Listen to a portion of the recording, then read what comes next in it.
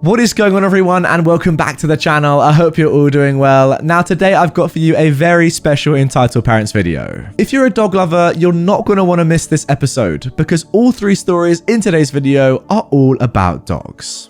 My dad's side of the family are mad because I named my dog a human name. Okay, wow, I haven't even had my puppy for that long, and I'm already getting so many problems from people about her. Hi Reddit, I need to vent. I got a puppy not even a week ago. I was expecting backlash from my dad's side of the family, considering they don't like animals. The typical, how can I manage? Why a dog? Is she a vicious breed? Typical nosy questions. Today though, my aunt messaged me literally yelling in all caps, and I quote, now guys, this has all been copied and pasted. How dare you take away my daughter's future child's name? What do you mean? I'm not having a child, and I didn't tell anyone what the name would be even if I was. You named a dog a human's name. Okay, yeah, most of my animals have human names. You stole my daughter's future baby's name. What? I don't even know what that name would be. Addie, my daughter was telling me how much she loves the name. Okay, yeah, well, Addie is a cute name. You stole it and used it for a dog. I didn't steal anything. It's a free country to name a human or animal whatever you want. Change the name. No. And how did you even find out I had another dog? Social media? I've basically been limiting my social media. I'm not even following a lot of my family members because of this drama since. Okay, I'm done with this. My dog, my name choice. I blocked my aunt. Jeez, what a conversation. Oh my god, and this is what Addie looks like. Holy, that is one of the cutest dogs I've ever seen. Let me just click through some of these. Oh my god, the second... These photos are amazing. Let's have a look at the third one. Even better. The fourth one. Oh my days. That is up there for me as one of the cutest dogs I've ever seen. I'm speechless. Wow. Guys, for those of you listening on podcast platforms, I'm sorry you can't see this dog right now. Head over to my YouTube channel to check it out. But oh my god, it's up there with the cutest dog I've ever seen in my life. And if you are watching on YouTube right now and you didn't know that I do also upload my videos onto podcast platforms like Spotify, Apple, etc., well, I'm telling you, I do also upload my videos onto Spotify, Apple, etc. Link to that is down below and in the pinned comment. But my god, what a lovely dog. Now, before we move on to today's second story, I've firstly got something very cool to show you. Check out my brand new desk. A couple of months ago, I got in contact with sitsdown.com, and they were kind enough to send me out one of their yo-yo desks. And I've got to say, it's genuinely changed my life. Why? Well, because it does this.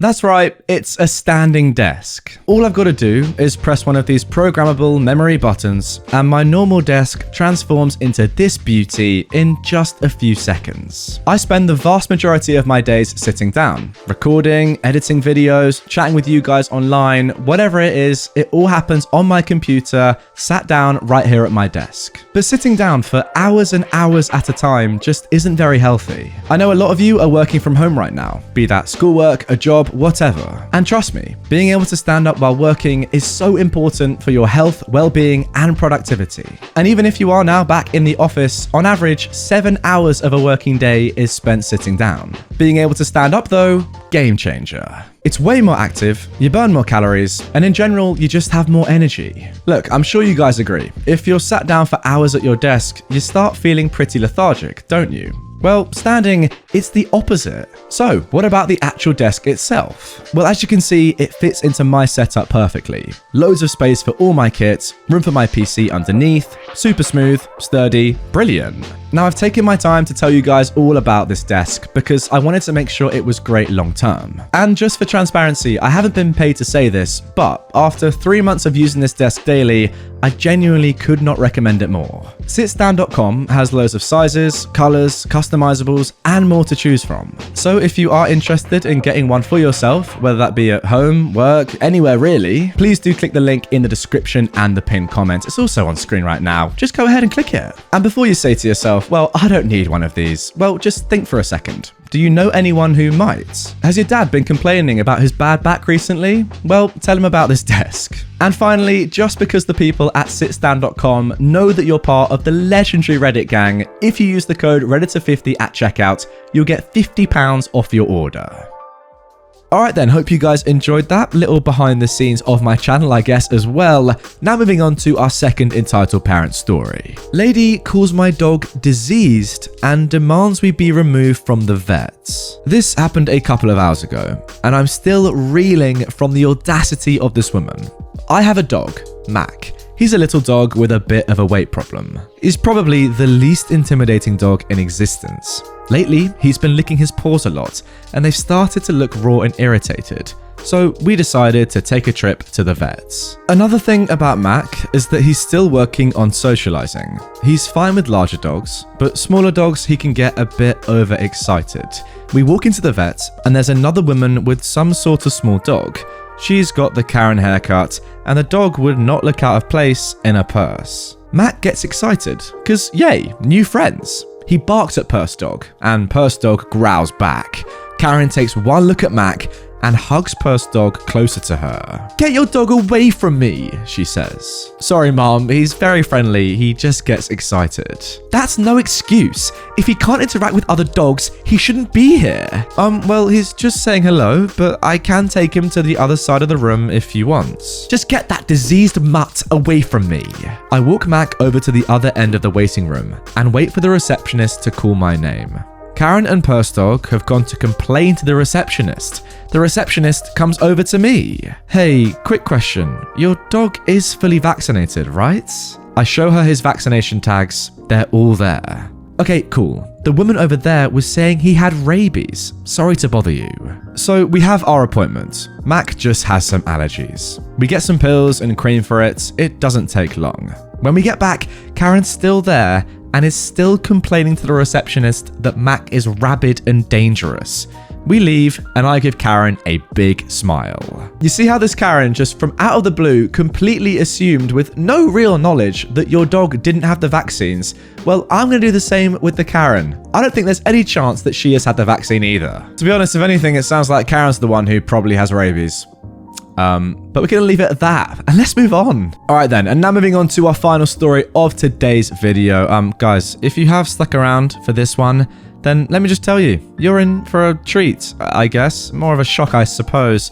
Look at the title of this. Just look at it for a second. What is that for a title? You can't treat your dog like an N-word just because she's black.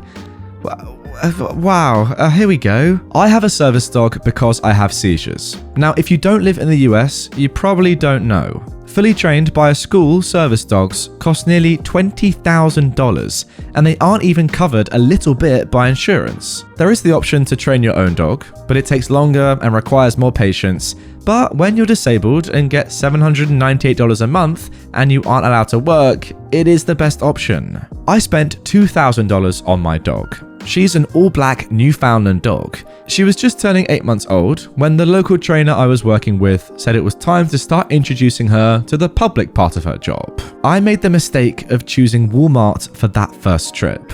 Her commands at this time were Rowena, focus, with me, and ignore, for obvious reasons. The first 10 minutes, she was doing well. 2 teenage girls entered the same aisle we were on, and they attempted to pet her, which is something you don't do. I stepped in the way because 8-month-old puppy is still working on this part of her training. So I say, Rowena, ignore. One of the entitled teens, they were both about 15 years old, said, let her pet the dog. I'm sorry, she's a training service dog. You aren't allowed to pet her because she can miss alerting me, and I could get hurt. Only blind people use service dogs. You're not blind. Actually, people with all kinds of disabilities can use service dogs. She alerts me for seizures. We have to keep walking now. She's in the middle of training. I have Rowena switch sides and we keep going. About 4 minutes later, I see both the entitled teens come to the same aisle about 10 feet behind me. The first teen whispers, Rowena. The second giggles, Rowena, come. Rowena, ignore, with me, I say, and I walk to a different aisle and keep shopping. They round the corner of that aisle as well. Puppy, I have some treats. Come here. You want to come home with us? I'm annoyed at this point and I turn around. Please stop. Look, if you keep doing this and she doesn't alert me, I could get hurt.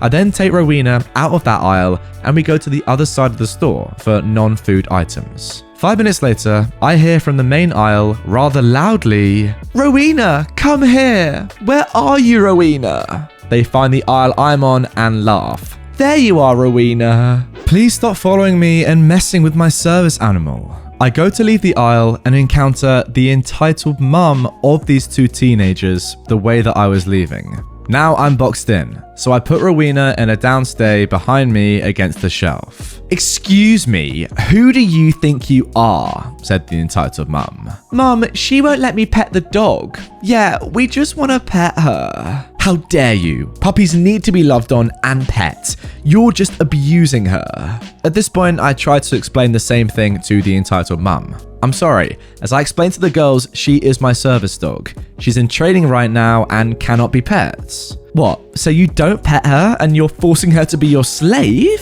"No, come on. She gets lots of love and attention when she's not working. Service dogs actually love to work." "You don't deserve that puppy. Just because she's black doesn't mean you can treat her like an N-word." Oh my days. Is that the most insane sentence I've ever read out on my channel? Comment down below. Me, surprise Pikachu face. What? The entitled mum then starts shouting, "Help, help, manager, security." Rowena breaks her downstay to alert me. I slowly slide down to the floor and brace myself, thinking I'm going to have a seizure and freaking out that these people are going to steal my dog while I'm seizing. Enter the manager of the store, some security, and an amazing employee. The manager says, "Is everything okay?" An employee, seeing me on the floor next to my service dog, says, "Oh, thank you for getting our attention. Miss, do you need us to call an ambulance?" The entitled mum says to security, "She stole my daughter's service dog." But OP is wearing a medical alert bracelet, and the dog's vest says seizure alert, says the employee. "Mom, tell us the truth," says the manager. "Okay, fine. Well, she's abusing that dog. She won't let my daughters pet it, and she's forcing it to work for her." "I don't need an ambulance," I say. But they, pointing at the entitled teenagers, have been following me through the store for nearly 30 minutes, calling my dog, trying to get her away from me. I told them multiple times to leave me alone. "Yeah, we're gonna have to ask you to leave." "What? I'm not going anywhere without that dog." Then the security finally steps up. "If you don't leave, I will call the police." So the entitled mum and her entitled teenage daughters leave in a huff. I don't have a seizure, but now I know my dog alerts to panic attacks too. "Thank you," I say to the staff. I really thought they were going to steal my dog. The amazing employee helps me to the front and checks me out. Now guys, you'd think this would be the end, right? But no, it's never the end with entitled people. The amazing employee decides to walk me to my car. I'm pushing my cart and I don't realize that Rowena's leash isn't around my wrist, it's just in my hand. We are just outside the doors of my car when I hear all three entitled people. Rowena, come here! Come on, Rowena! And before I can say anything, my dog pulls the leash out of my hands and runs from the door into the parking lot. A woman in a truck slams on her brakes because she hears me scream, and the amazing employee takes off, managing to pick up Rowena before the entitled mum can grab her leash. The entitled family get in their car that stopped in the middle of the lane and speed off. I get to my car, the very first car outside the doors because handicap parking, and take Rowena from the amazing employee. I get everything in my car, lock the doors, and call my mum. "Ness?" she says. "Walmart," I say. Security comes out and waits for her to get there. My house is only 1 mile away, and at the time, my doctor said I was allowed to drive within 5 miles of home. My mother shows up and she drives me back. I tell my mum everything that happened, and we make a plan that next time she's going to come with me, and never to that Walmart. There wasn't actually a next time because lockdown happened 2 weeks later. Moral of the story, don't distract service dogs. And again guys, we have some more dog tags from OP. This time 6 photos. I was looking at this, didn't even notice the cat. Wow, a dog and a cat, incredible. Photo number 2, lovely little doggo. Photo number 3, ooh, a little close-up of its schnozzer. Lovely scenes. 4, a tired-looking service dog, probably after a hard day's work. Number 5, playful doggo, looking chilled. And number 6, Jesus, the size comparison between the dog and the cat is nothing short of unbelievable. What a lovely pair of animals. And there we go, guys. That is going to be the end of this one. Really hope you have enjoyed it. As I said during the video, if you're watching on YouTube right now, like the majority of you are, and you didn't know that I also upload these videos onto podcast platforms, then go and check them out. And likewise, if you are listening to this right now rather than watching it and you haven't been able to see the photos of all the dogs that I've shown throughout this episode, then head on over to YouTube, type in Redditor, and check them out there. Good one. All right, see you all tomorrow with a brand new episode.